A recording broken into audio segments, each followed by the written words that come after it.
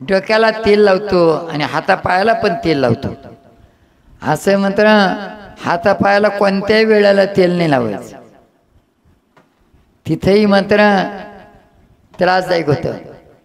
तुमचं शारीरिक स्वास्थ्य बिघडणं, विनाकारण मात्र चिडचिड भांडणं होणं,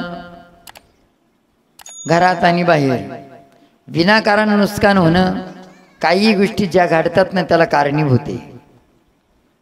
आपण डोक्याला तेल लावलं का तेच मात्र पायाला आणि हाताला लावित असतं, म्हणून मात्र त्याच्यात आणि त्यामध्ये पुन्हा तोंडाला लावतो आपण। तोंडाला लावलं का ते तोंड इधर उधर होऊन जातं, किती फॅरेन लवली लावा मग त्याला।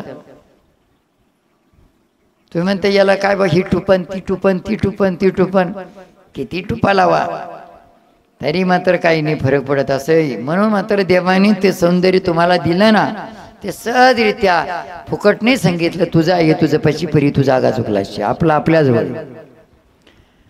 म्हणून याच्यामध्ये षष्ठी, एकादशी, द्वादशी, अमावस्या, पौर्णिमा, रविवार, मंगळवार, गुरुवार आणि शुक्रवार या वारी चुकून सुद्धा तेल लावायचं नाही। अमावस्याच्या नंतर, पौर्णिमाच्या नंतर षष्ठी, एकादशी, द्वादशी, अमावस्या, पौर्णिमा, रविवार, मंगळवार, गुरुवार आणि शुक्रवार या वारी मात्र तेल लावायचं नाही। तुम्ही ते नियम पाळू शकता। आता इथं म्हणणार मग तुम्ही म्हणणार काय होतं ते, काय होतं ऐकून घ्या। रविवारच्या दिवशी जो अंगाला तेल लावीन, रविवारच्या दिवशी त्याला थंडी तापाचा आजार होईल। आम्हाला 1986-87 पासून थंडी नाही ताप नाही माहिती, आज 2025 40 वर्ष झाले। हिशोब काय 40 वर्ष झाले की नाही, 40 वर्षाच काल 37-38 वर्ष झाले ना। रविवारच्या दिवशी जो तेल लावेल तर त्याला थंडी तापाचा आजार होईल, आणि मग थंडी तापाचा आजार झाला ना, अंग गरम झालं का मग मात्र तुमचं शारीरिक स्वास्थ्य बिघडणार। मोटर मात्र गरम झाली, रंग बदलणार, जळून जाणार। तसं शरीर गरम झालं का थंडी ताप येणार, मग जेवण तुटून जाणार, मग टॉनिकच्या बाटल्या घ्यावा लागणार। मंगळवारच्या दिवशी जो तेल लावीन ना त्याच्यावरती मृत्यूदायक संकट येतील, वाचतील त्या संकटात, पण त्या माणसाने मात्र विचार केला पाहिजे की हे संकट काय येतात। मंगळवारच्या दिवशी जो तेल लावील अंगाला, हातापायाला, तर त्याला मृत्यूदायक संकट येतील। गुरुवारच्या दिवशी जो तेल लावील ना तर त्याच्यावरती नुकसान नुकसान नुकसान नुकसान, मग म्हणून तो करायला जावा मारुती होतो गणपती, आणि करायला जावा गणपती होतो मारुती। काय करावा, लाखाचं पण कांदे लावून पाहिले 30 तारा, मका करून पाहिली 30 तारखा, बाग लावून पाहिला 30 तारा, असं जे म्हणते ना ते नुकसान नुकसान नुकसान। लाखाचे 12,000 गावठी भाषेमध्ये 12,000चे लाख झाले तर बरी बा, पण लाखाचे 12,000 झाले मग कस काय व्हायचं आता? लाख अर्थ कळाला ना तुम्हाला? 12,000चे लाख झाले तर बरी बा, पण लाखाचे 12,000 झाले कस काय व्हायचं आता? म्हणजे लाख रुपये भांडवल खर्च करून 12,000 होणं। शुक्रवारच्या दिवशी जो तेल लावील त्याला दुःखाचीच प्राप्ती होईल, कायमचे त्याच्या नशिबात मात्र दुःख दुःख दुःख दुःखच राहील। म्हणून मात्र जर समजा लक्ष बरं काय का, ज्याला चेहरा उजळ व्हावा असं वाटत असेल, सुंदरता वाटत असेल, तर त्यांनी सोमवारच्या दिवशी तेल लावायचं। तुम्हाला दुसऱ्या टुपा टापा लावायची गरज नाही। बुधवारच्या दिवशी जो तेल लावीन त्याला धनाची प्राप्ती होईल, म्हणजे जो लोक जुन्या लोकांनी ठेवलेलं धन सापडत। क्या मात्र कांदे वांगे मात्र भरभरून येतील आणि चांगल्या पद्धतीचा भाव मिळेल, बस चांगल्या पद्धतीचा भाव मिळाला की त्यांना मात्र धनाची प्राप्ती झाली। शनिवारच्या दिवशी जो तेल लावील तर त्याला मात्र सुख आणि शांतीची प्राप्ती होईल, कारण की शनी महाराजांना तेल चालतं। शनिवारच्या दिवशी जो तेल लावील त्यांना मात्र सुख शांतीची प्राप्ती होईल। सुख शांती म्हणजे तिथं यश आलं, आरोग्य आलं, शांती पण आली, अशा पद्धतीनं।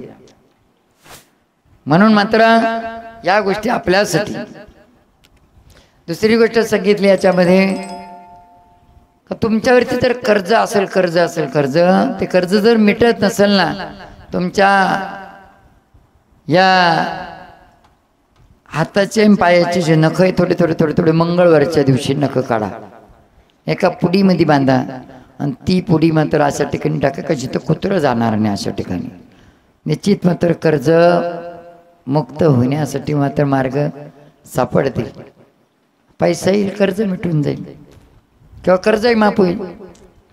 ज्यांना शारीरिक स्वास्थ्य नाही, डोकं दुखणं, पोट दुखणं, थंडी येणं, ताप येणं, कायमस्वरूपी कुरकुर कुरमुरू, तर अशाही मात्र सोमवारच्या दिवशी नख काढायचे. हळूहळू जसे आपण 5 सोमवार 2 प्रदोष सांगतो तसे थोडे नख काढायचे आणि ते मात्र कागदाच्या पुडीमध्ये बांधून जिथं कुत्रं जाणार नाही अशा ठिकाणी टाका. मला चांगल्या पद्धतीचं शारीरिक स्वास्थ्य लाभेल. तुमच्या घरामध्ये सुख शांती मिळावा ना, त्याच्यासाठी मात्र जेव्हा तुम्ही स्वयंपाक बनवता ना, स्वयंपाक बनवायच्या टायमाला तुम्ही तवा तापला का नाही पाहताना काय करते, पाण्याची शेतू टाकी ते का हात लावून पाहते, तवा तापला का नाही. जे मात्र पाण्याचा शितुडा टाकतील ना, तवा तापला का नाही पाहताना, ती भाकर जो खाईल तर तो भांडणच करील तुमच्या बरोबर. पाण्याचा आणि अग्नीचा मात्र 36 आकडा आहे. म्हणून मात्र तिथं तवा तापला का नाही ते पाण्याकरता हात लावून नका पाहू, पण दुधाचे शितुडे टाका आणि ती भाकर जे खाईन ना तर तिथं मात्र शांतता राहील. तुमच्या घरामध्ये कोण कोणत्या वृत्तीनं मात्र कसा येऊन जातो, कोणाचा पायगुण कसा, कोणाचा पायगुण कसा, कोणाची दृष्टी कशी, कोणाची दृष्टी कशी, आपण उघडून जाऊन आलं तर अशा पद्धतीची आसुरी शक्ती आपल्या घरामध्ये राहते. म्हणून मात्र सुख शांती मिळत नाही. तर एक पुन्हा एक उपाय, जसं मात्र पौर्णिमापासून आपल्या कॅलेंडरमध्ये पंचांगामध्ये दिलेलं असतं पहा, चंद्र उदय कवा होई. हे मात्र काय बा नुसतं चतुर्थीचाच नसतो, चतुर्थीचा असतोच, पण दररोजचा मात्र सूर्य उदय आणि चंद्र उदय दिलेला असतो. का तुम्ही दररोज चंद्र कोणत्या वेळेला उगणार आहे, पौर्णिमापासून तर अष्टमी नवमी पर्यंत थोडासा त्रास होईल. एक चिमूटभर मात्र ह्या तिन्ही बोटांनी मात्र चिमूटमध्ये जेवढं मीठ घेईल ना, तेवढं मीठ घेऊन चंद्रदेवाला अर्पण करून फक्त दर्शन करा, तुमच्या घरात सुख शांती मिळेल. तशाच पद्धतीनं मात्र ते मीठ पाण्यात एकत्र करून एकदम खारं पाणी करून तुमचं घर फुसा, आजूबाजूला थोडेसे शितुडे मारा, आसुरी शक्तीचा प्रभाव मात्र तुमच्यावरती राहणार. म्हणून अशा पद्धतीनं तुमच्या घराच्या समोर मात्र जी तुळस आहे ना, ही तुळस जी आहे ते हिरव्या पानाची काळी तुळस लावा आणि त्या तुळशीला मात्र दररोज थोडं दूध आणि त्याच्यामध्ये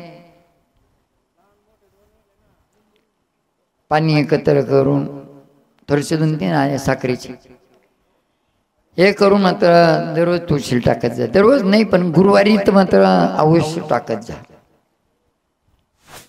लक्ष्मी तुमच्या घरामध्ये राहील. लक्ष्मीचे भांडण नाही होणार माता भगिनीचे. आणि आपल्या दरवाजाच्या दोन्ही बाजूला ना, एका बाजूना देवाचा द्वारपाल आणि एका बाजूनं मात्र राक्षसाचा द्वारपाल.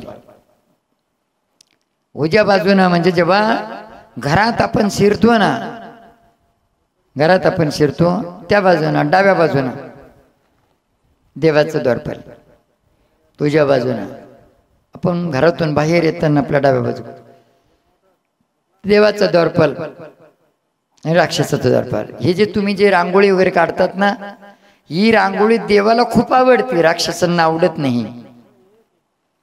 म्हणून मात्र तिथं मुख्य दरवाजापाशी दोन्ही बाजूला थोडस दूध पाणी एकत्र करून थोडस शिंपडायचं आणि तिथं मात्र अशी चांदण्या काढा दरवाजाच्या दोन्ही साईडला.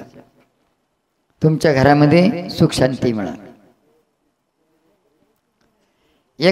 बऱ्याच जणांच्या घरामध्ये असे एक सारखे मात्र दरवाजे असतात, 1 2 3 4. इकडून पाहिलं का सर्व 3 4 रूम मध्ये सगळं दिसतं. अशा घरामध्ये सुख शांती मिळत नाही. दररोज एकीकडं असं पाहिजे. पण इकडून तिकडं पाहिलं का जर 1 2 3 4 5 असे सारखे दरवाजे राहिले, त्या घरात सुख शांती मिळत नाही. ती बी आणखीन सुख शांती न मिळायला कारणीभूत दुसरी गोष्ट, एक जेव्हा मात्र तुम्ही घर बांधते, पण घर बांधल्यानंतर ना इतकी काही करते ना, आता पावसाळा आला जवळ, आता कळस मांडून देते आणि आता मात्र ते प्लास्टर राहू देते, दरवाजा राहू देते, खिडक्या राहू देते, फरची राहू देते, जाते घरात राहायला. त्या घरात तुम्हाला सुख शांती मिळणार नाही. तुमचं आयुष्य काढायला निघून जाईल तरी त्याचं प्लास्टर